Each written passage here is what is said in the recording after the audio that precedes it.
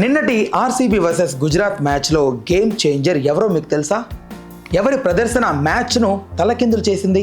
అసలు మ్యాచ్లో ఏం జరిగింది? రాయల్ ఛాలెంజర్స్ బెంగళూరు 169 పరుగులు చేసింది, కానీ గుజరాత్ టైటాన్స్ ఆ లక్ష్యాన్ని సునాయాసంగా ఛేదించింది. ఎందుకంటే జాస్ బట్లర్ ఆడిన విధానం మ్యాచ్ను పూర్తిగా మార్చేసింది. ఇదే game changing moment. Jos Buttler 39 బంతుల్లో 73 పరుగులు చేసి ఆర్సీబీ బౌలర్లను ఉక్కిరిబిక్కిరి చేశాడు.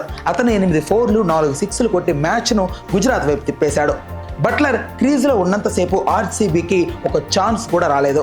మ్యాచ్ ప్రారంభంలోనే గుజరాత్ బౌలర్లు మంచి బౌలింగ్ చేశారు, కానీ ఆర్సీబీ కొంత ఫైట్ ఇచ్చింది. అయితే బట్లర్ క్రీజ్లోకి వచ్చి బౌలర్లను ఓడించడం మొదలుపెట్టిన తర్వాత మ్యాచ్ అంతా మారిపోయింది.